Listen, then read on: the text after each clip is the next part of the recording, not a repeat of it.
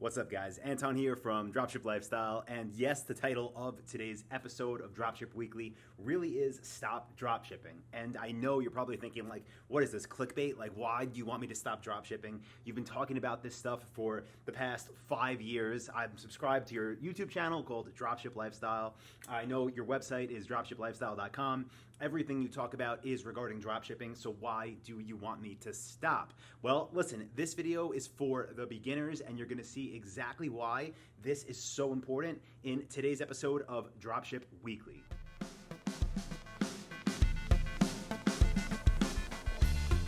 Okay, so tell me if this sounds familiar, right? Literally, let me know in the comments below this video.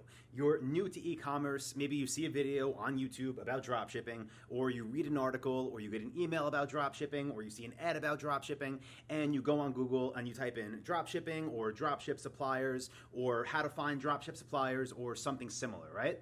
So you go online, you do that Google search, you search for this term, and Google gives you a bunch of results, mostly ads for different companies that say, hey, we have millions of products for you to dropship.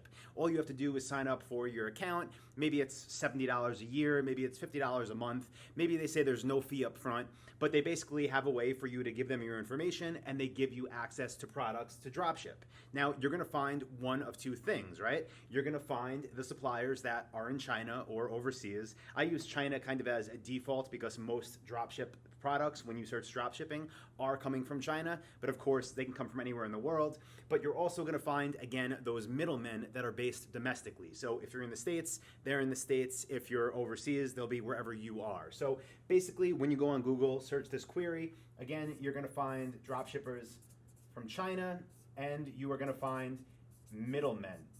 Now, the reason I'm referring to those directories, those companies that have all these suppliers as middlemen is because they're not the actual brands that you're going to be selling for.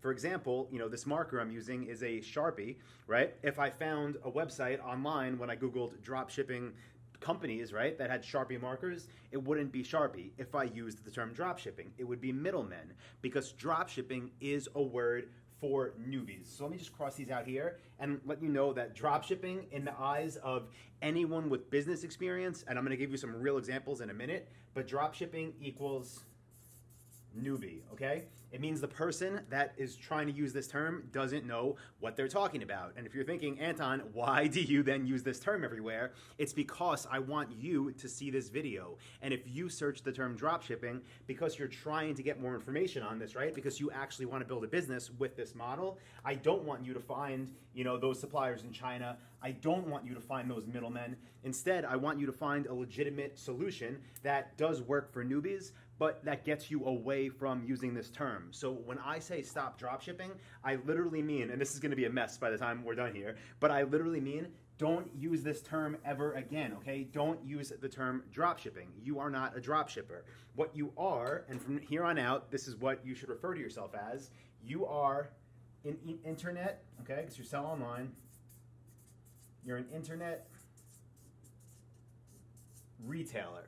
Now, what about having inventory, right? Because internet retailers can have inventory, they cannot. Well, then you're a non-stocking dealer because you don't stock products yourself. But you are not a drop shipper. You're not going on Google looking for dropship suppliers because you are going to find only middlemen, only companies in China. And anytime you want to do business with a real company and you use this term, they are going to think that you are a complete newbie, that you're a complete beginner, and they're not going to want to do business with you. Because honestly, dropshipping has a really bad, I would say, reputation. So let me just write this here.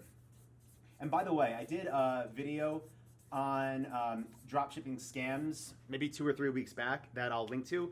And the reason I shared that is because literally in the past month or so, dropshipping has been getting really bad press from mainstream media outlets. So in The Atlantic, which is a huge magazine and website now, and in Inc., which is a business publication, but it's more like mainstream than legit business owners, like everyone kind of reads that. But dropshipping from China has been getting a really bad reputation. Now, who knows that dropshipping has a bad reputation that you want to be seen, not in a negative light with, right? Who's going to think of dropshipping in a bad way that you, as an internet retailer, will be dealing with? Well, first you have your future suppliers. Okay, so the good suppliers, the ones you want to work with, if you tell them, hey, I'm a drop shipper, hey, I want to drop ship your products, most of them are instantly going to think, this person, this guy or this girl is a beginner. We don't want to do business with them because we want legit retailers. So if you use the term drop shipping with suppliers, you're going to have a bad time. You're not going to get the good ones. Okay, who else? Payment processors. I can't sell processors, okay? Payment processors, right? They, crazy enough, but the biggest ones in a lot of their terms, it says they don't work with drop shippers. Now, the reason they say this is because they know, again, a lot of beginners, a lot of newbies that have no idea what they're doing are drop shipping products from China, and then they're never getting to the customers, or they're getting there late and they're defective. They also know that a lot of these companies that say they're drop shipping are working with these middlemen where they never have any profit margin, so they eventually go bankrupt and just lose money. So suppliers, they're not going to want to work with you if you say you're a drop shipper. Payment processors, a lot of them, if you say you're drop shipping, they're not going to want to work with you either. They'll either have high reserves, meaning they'll hold a percentage of your money, up to 50% sometimes, or they'll just shut down your merchant account and say, we don't work with drop shippers. So who else will you have a problem with? Google. And I know this sounds crazy to everyone out there that's been following us or me or anyone that talks about drop shipping. But if you want to advertise on Google with Google product listing ads, which we love, by the way, and I'll link to a video I made about them pretty recently too. If you want to advertise on Google, I think it's all of AdWords, honestly, not even just PLAs. So let me write that. I'll try AdWords. But it says, and it has said, this isn't new. This has been for like at least 5 years, probably longer, but in their terms of service, it says you can't drop ship products. But again, what they mean by that is not that the whole method of drop shipping to fulfill orders is bad, but what they're thinking about, what Google is thinking about, is all these newbies out there that are trying to drop ship from China that aren't making any money because they have no margin and because customers get pissed and file chargebacks, right? They're thinking about the drop shippers that are working with these middlemen websites that don't even have products to begin with, that probably won't get them to their customers, that'll lead to a bad customer experience. So at the end of the day, if you use the term drop shipping, again, with good suppliers, they're not going to want to work with you. If you're talking to payment processors and you're telling them that you're a drop shipper, they're not going to want to work with you, or they're going to impose a huge reserve. If you're trying to advertise on Google and you tell them that you're drop shipping, or they see that you're drop shipping from China, or that you're drop shipping through one of these middlemen, they're not going to want to work with you. And again, guys, this is just an episode of Dropship Weekly here on YouTube, so I'm not going to go into literally the entire list of places you're going to have problems. But with all of these, right? It's because of that word and because of the negative association it has with it. Oh, and by the way, I'll add one more that's probably more important than any of these. Customers. Okay? And again, this list goes on, but these are the most important. And I mentioned, I'll link to that video about the dropshipping scams, but now customers, they're catching on to the fact that there are these low quality items coming from AliExpress. They're not happy about it, and that's why in The Atlantic and in Inc. it's been getting really negative press. Okay, so how do you resolve all that while technically running the same type of business, okay, while still technically working on the dropship model? Because remember, all dropshipping means is you're selling products and someone else is fulfilling the order. So I've used this example before because I write on this this easel thing, but if I sold this and whoever, I don't even know who makes it, whatever company made it, shipped it for me, that would be drop shipped. But that's not a shady business model, because in that case, right, how did I resolve my problem with all of these people? I became an internet retailer.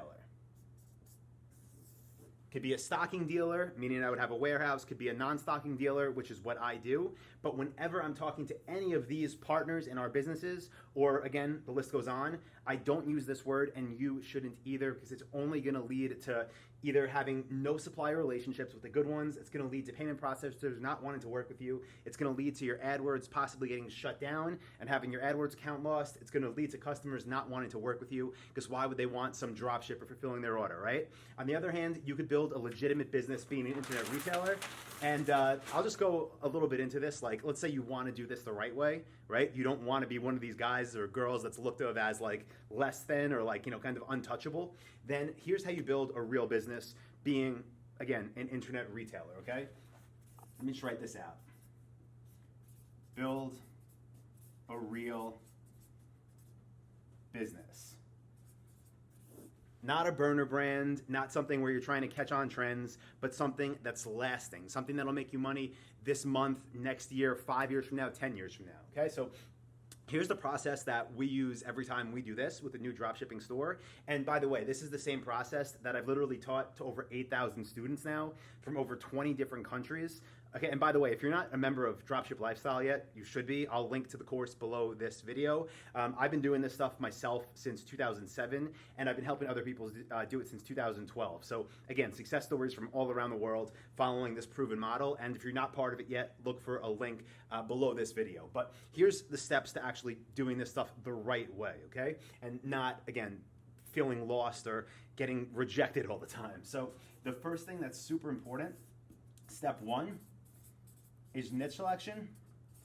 And with niche selection, again, this isn't a burner brand, so you're picking something that's evergreen, that's gonna be around forever, something that you can actually build a brand around. Not a physical product brand, meaning you're gonna make your own products, but something where you're gonna have a real website with real assets on it that's lasting, that'll be, you know, that'll have Google want to send people to it, that'll have people have a good experience when they're there. Not something where you have, you know, fake scarcity, fake urgency, and, you know, fidget spinners that are not even important a week from now, okay? Step two in this process is market research. And market research is the real way that you find suppliers. It's not Googling dropshipping, because you're only gonna find these middlemen. Okay, so very important that you do market research the right way. Again, I have lots more training on this that I'm not gonna cover in this video, but it's important that you know that you're not using supplier directories, that you're not trying to find these middlemen, because you're never gonna make any money with them. Okay, step three is build your website. And yes, we actually do use Shopify. We have for, again, the better part of a decade now. Hands down the best platform. We've used all of them, and they're just the easiest to use, best customer support. But if you'll notice here, you actually build your website before you move on to step four, which is get approved with suppliers. So it's important. Your website is built before you actually start talking to these good suppliers, because remember, they don't want to work with dropshippers. They don't want to work with newbies. They don't want to work with people that come off as they have no experience. So you build your website first, then you contact these suppliers, present yourself as an internet retailer. That's how you can get approved. Now, after this, guys, it gets time to have fun, time to actually make some money. So step five is when we optimize for conversions. And that's when we do all the fun little hacks and, you know, little tricks to our websites that gets more visitors to turn into buyers. Step six, once we're all set up, you know, we have our website built, we have the suppliers on there, the website's optimized to get people to buy from it. That is when we turn on our traffic sources. And remember, because we're not drop shipping, we're internet retailers, we can use the best traffic sources, and they'll actually look highly at us. They won't think like, oh, should we ban this company? Should we not send them any traffic? No, they want to work with us. They'll send us good traffic. Again, I'm talking about Google and product listing ads. And once this is all set up, guys, then it is time to put our automations in place and turn this all into an operation that's managed in maybe 15, 30 minutes a day. And from there, it's just about going back to optimizations, making sure it's always doing as well as possible. So this was just like a little extra about the steps we follow and the order, because I know some people, you know, think they're gonna get the suppliers first, and that's not how it works if you wanna do this the right way. So remember, technically, yes, you are working on the dropship model, because all that means are other people are fulfilling orders for you, which is fine, but don't use that term with anyone, okay? Keep it between you and me and Dropship Lifestyle. But when you're talking to suppliers, when you're talking to banks, when you're talking to merchant accounts, when you're talking to ad platforms, when you're talking to suppliers, when you're talking to customers, stop drop shipping. Don't say it. They will look down on you. They won't want to do business with you, and you won't build anything lasting. So hope you guys found that valuable. If you did, definitely hit the like button and click subscribe so you'll get updates on all future episodes of Dropship Weekly. I do this show here on YouTube every single week. I have pretty consistently for I think almost 2 years now. And if you're serious about this, right? If you want to learn everything step by step, we have a massive library of literally hundreds of training videos, all premium videos done via screen share on the computer with our worksheets, with our private communities. We have our softwares, our live events, all bundled into one package that is called Dropship Lifestyle. So if you're interested in getting our premium trainings, look for a link below. And any questions, guys, any feedback, always happy to hear it. Let me know in the comments. And with that being said, I look forward to seeing you next week for another episode of Dropship Weekly.